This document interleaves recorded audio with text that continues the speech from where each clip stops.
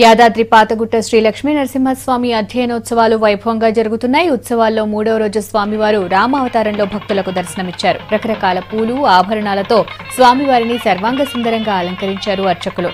వజ్ర వైఢూర్యాలు ధరించి తిరువీధుల్లో ఊరేగిన స్వామివారికి అడుగడుగునా స్వాగతం పలికారు భక్తులు. లోక కళ్యాణం కోసమే స్వామివారు రామావతారం ఎత్తారని చెప్పారు అర్చకులు.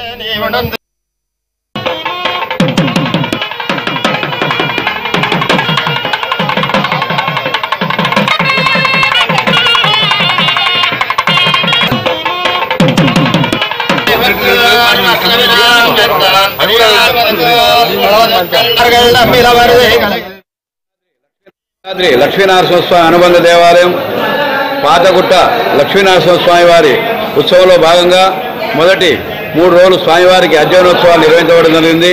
అధ్యయనోత్సవంలో భాగంగా ఈరోజు 3వ రోజు స్వామివారి రామావతారంలో తిరువీధ సేవ కైంకర్యం నిర్వహించడం జరిగింది. తదనంతరం స్వామివారికి సంప్రదాయ తిరువంజన కార్యక్రమం జరిగి మధ్యాహ్న నివేదన, రాత్రికి పరమపదోత్సవ కార్యక్రమం ఉంటుంది. ఈ ఉత్సవాల్లో పాల్గొనే భక్తులందరికీ దేవస్థానం అధికారులు సకల సౌకర్యాలు కూడా ఏర్పాటు చేసి సెలవు పందిళ్లు, మంచినీటి సౌకర్యము,